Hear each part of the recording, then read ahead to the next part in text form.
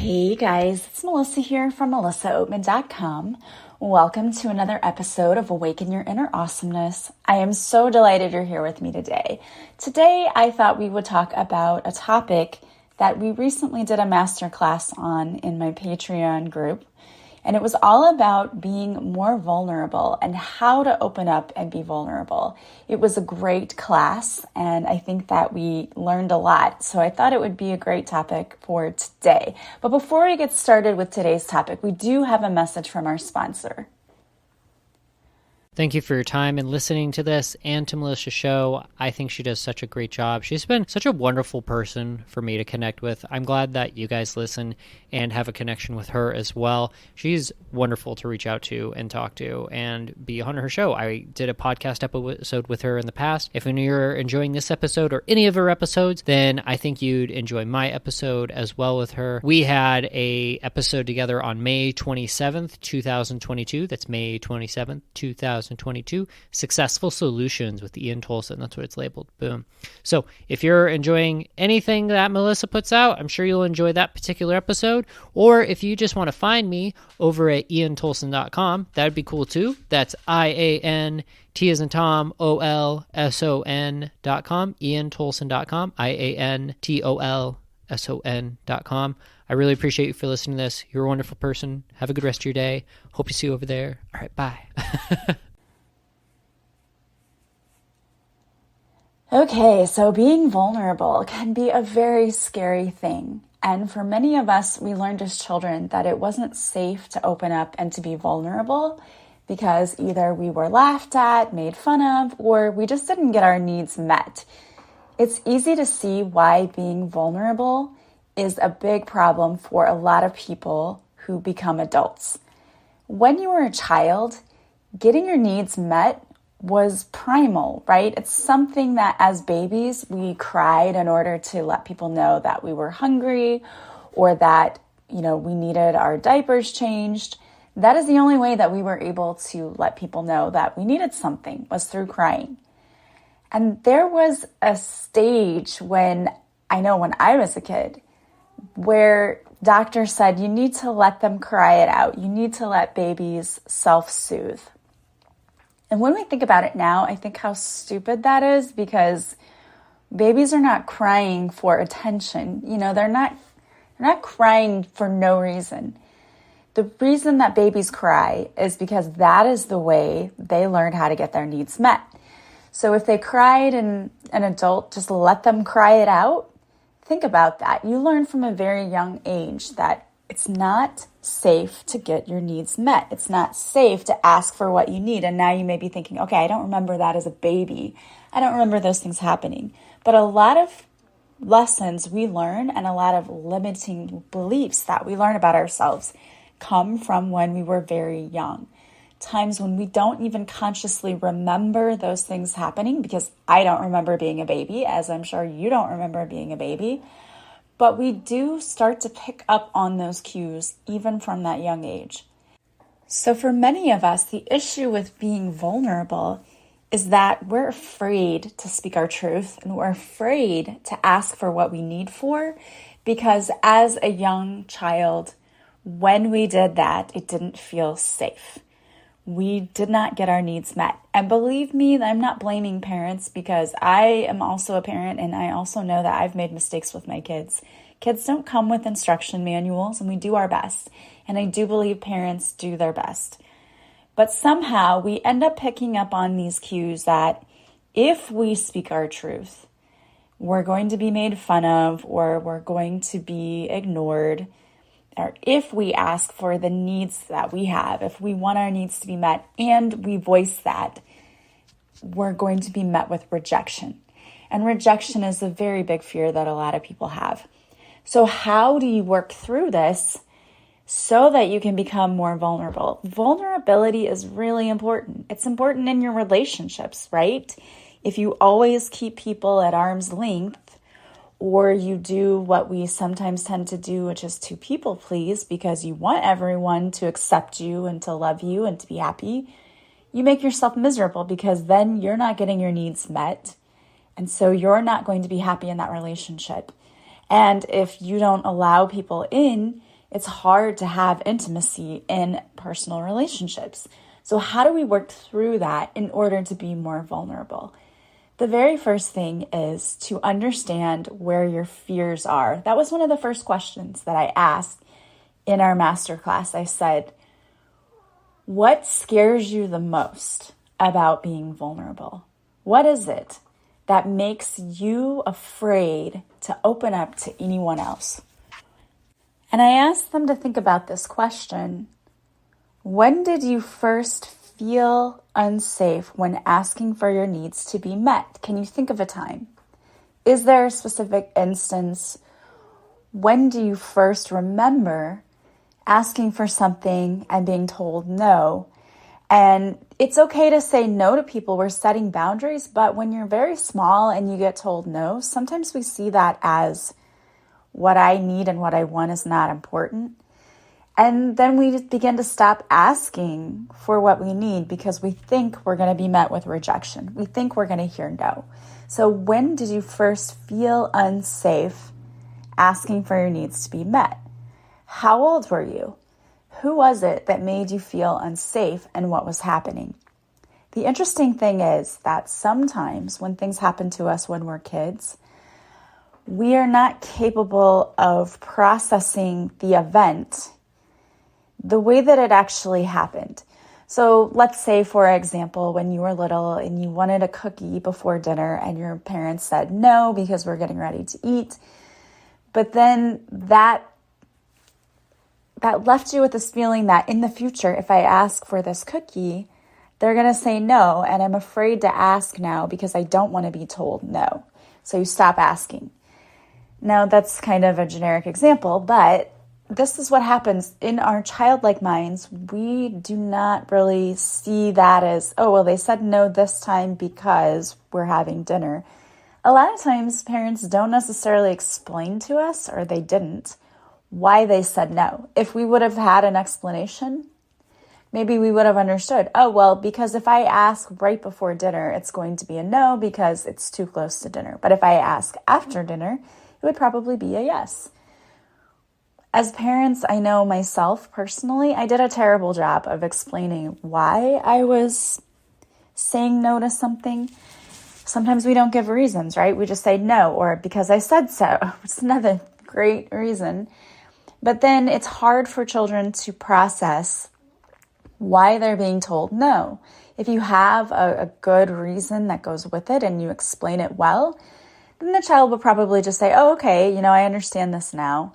But if you're just told no, then you're going to make up your own assumptions as to why your parents said no. And then sometimes we take that on personally, like they said no because I did something wrong, when that really wasn't the case.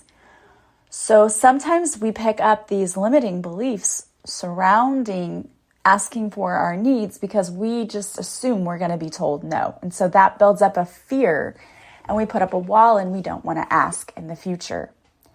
So think about that, because it's important to understand where these fears of being vulnerable come from. And do they come from your childhood? Maybe they didn't. Maybe it came from a relationship you had where when you asked for your needs to be met, your partner ignored you or said no or belittled you or said you were too sensitive, whatever.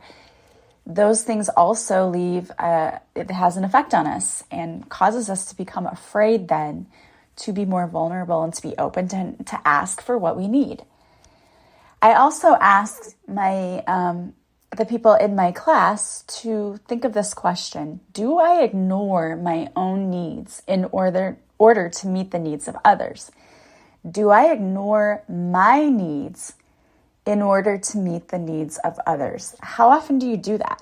Now, a lot of people think, and this is how I used to think, I thought I was just trying to be the mediator and I wanted everyone to get along, and so I was trying to be cooperative.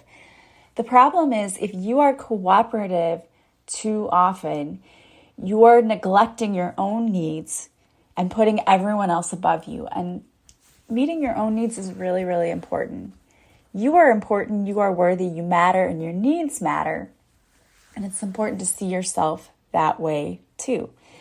So another question then to ask yourself is, am I putting the needs of everyone else over myself? It's important to know who you truly are too and what you truly want. Like, what do I want in my life? What do I need to have? Well, I need to have loving, connecting relationships. I need to have people I can count on. What do you need and what do you want? You can't be vulnerable if you're not 100% sure what you need or what you want in your life. So really get to know yourself too. Like, what are my needs? What are my wants? A lot of people don't even take the time to stop and think about what they really truly want. And that's super important. How do you know your needs are being met if you don't even know what your needs are?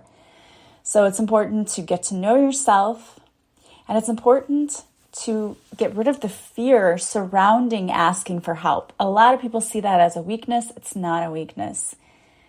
Sometimes we need help. We don't live in, isolation, and we're not supposed to live in isolation. We're supposed to have human connection, and we're here to help one another. But if we don't ask for help when we need it, we're going to just burn ourselves out, and we're going to feel that isolation. It's important for you to be able to ask for help, and a lot of people have difficulty with that one. It's important to get rid of the fear surrounding it. And this brings up another question. What are you afraid of when it comes to opening up to others or for asking for help? What is the thing that makes you the most afraid? What do you think will happen? And now when we said this in our class, a lot of people said, rejection, I'm afraid of rejection. And that's understandable. That is a huge fear for a lot of people. We don't want to be rejected. But when you think about it, most of the time, if you ask someone for help, they're more than willing to help you out. They are happy. In fact, a lot of people live for being able to help others.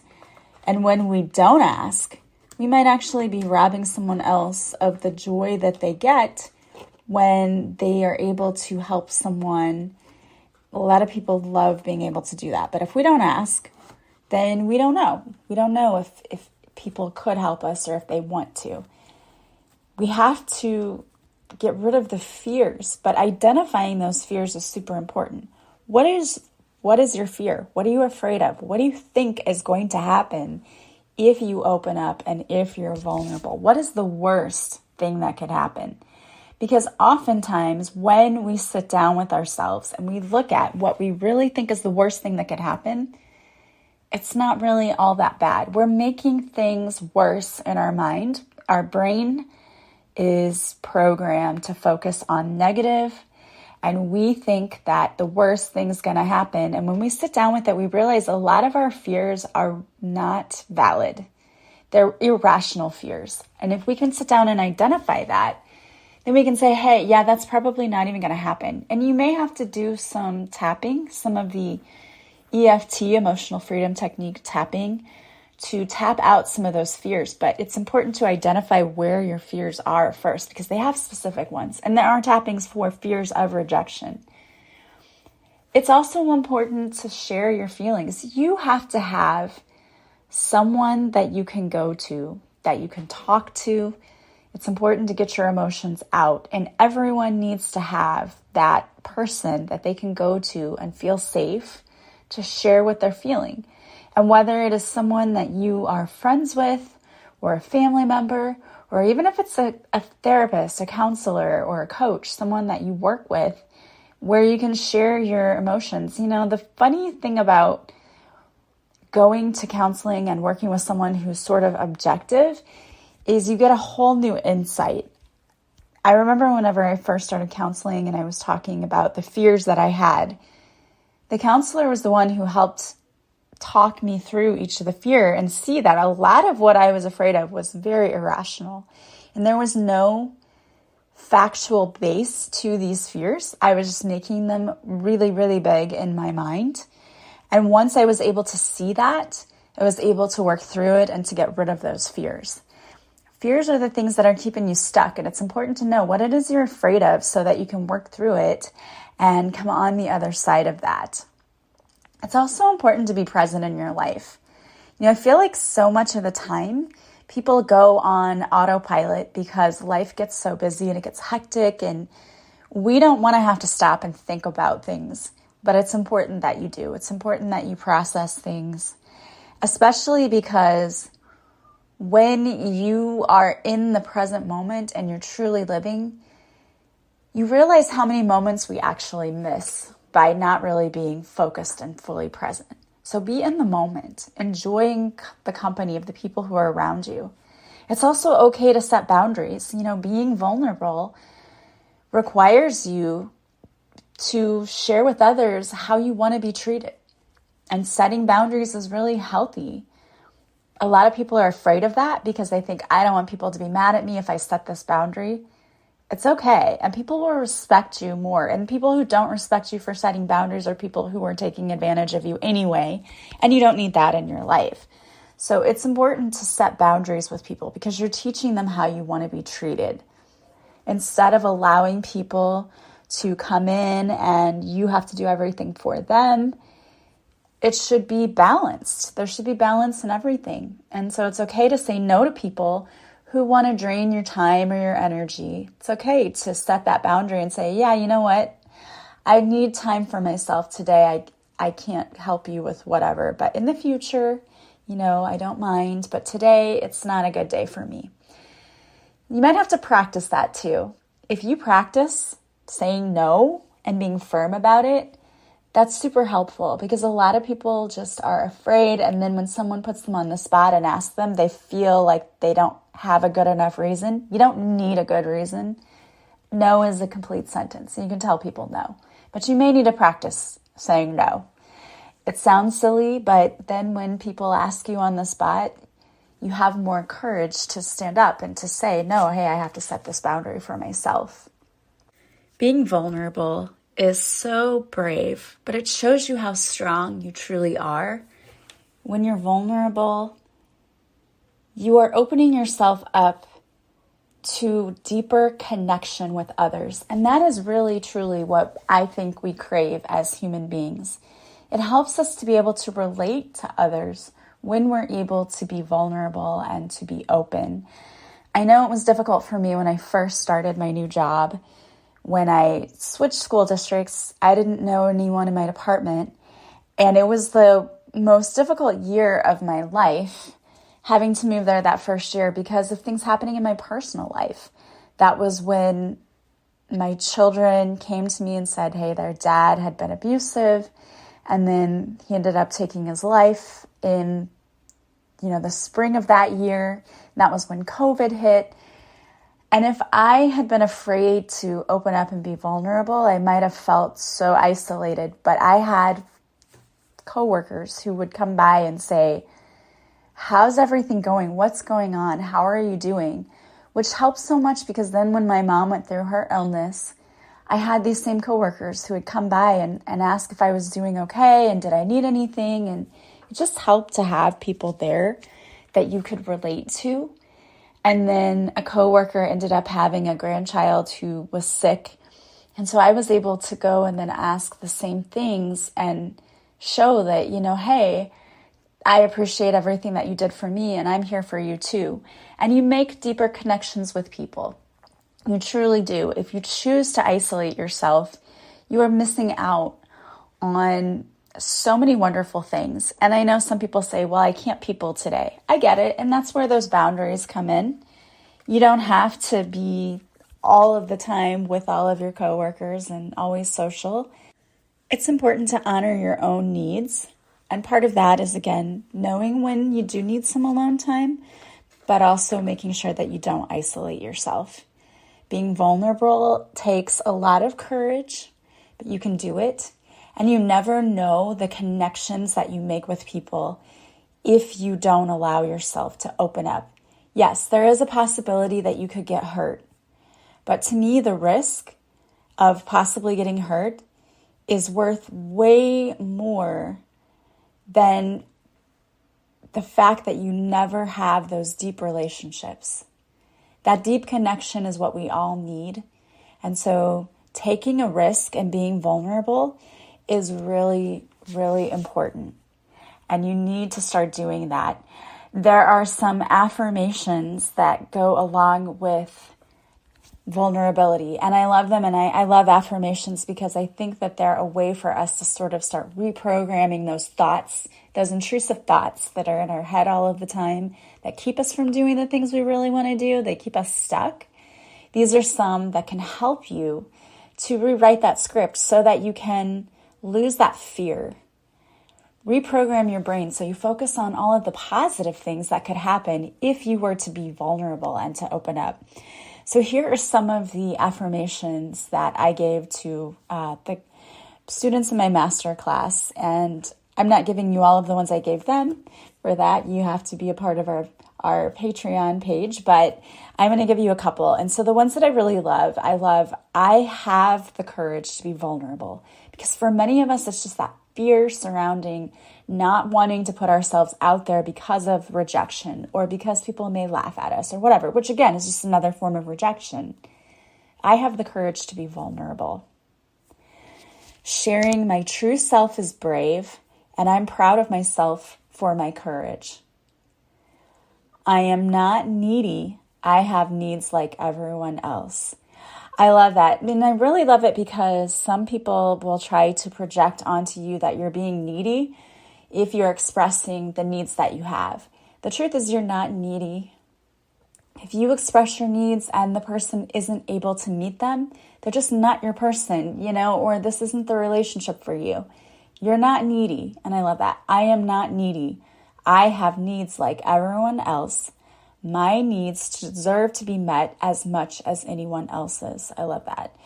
So yeah, you do deserve to have your needs met. You are brave. You have the courage to be vulnerable. Be proud of yourself.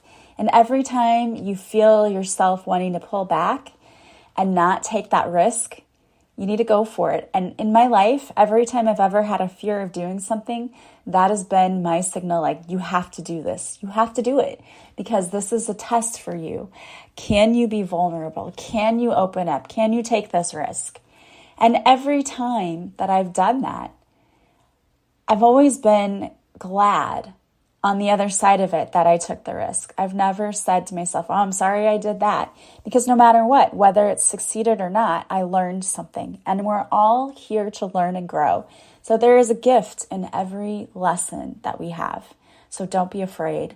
Start opening yourself up. Do something that makes you feel a little bit vulnerable. All right, guys, I wanted to pull a card for you today. So I pulled a card from my Divine Whispers deck, and the deck is still available at melissaopen.com if you want to order your own. And the card I pulled is You Are a Manifesting Machine.